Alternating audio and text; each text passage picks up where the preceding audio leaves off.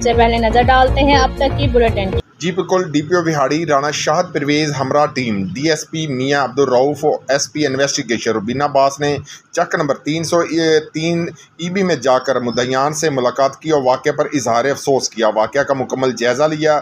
इस मौके पर DPO विहाड़ी ने मुद्दईयान को मुलजमान की जल्द गिरफ्तारी की यकीन दहानी करवाई और कहा कि ऐसे शफाक दरिंदा सख्त समाज दुश्मन अनासर को जल्द अज जल्द गिरफ्तार करके करार वाक़या सज़ा दिलवाई जाएगी। मुलजमान ने की गिरफ्तारी के लिए खसूसी टीमें स्पेशली CIA टीम कार्रवाइयों में मसरूफ़ है। इंशाल्लाह बहुत जल्द मुलजमान पुलिस की गिरफ्त में होंगे। मुलजमान की गिरफ्तारी के लिए जदीद टेक्नोलॉजी का इस्तेमाल किया जा रहा है। वकूए में मुलव्वस मुलजमान की गिरफ्तारी के लिए की जाने वाली कार्रवाइयों की लम्हा ब लम्हा खबर ले रहा हूँ। विहाड़ी पुलिस के अवामुन्नास की जामनो माल के तहफ़्फ़ुज़ के लिए हम वक्त कोशिश है।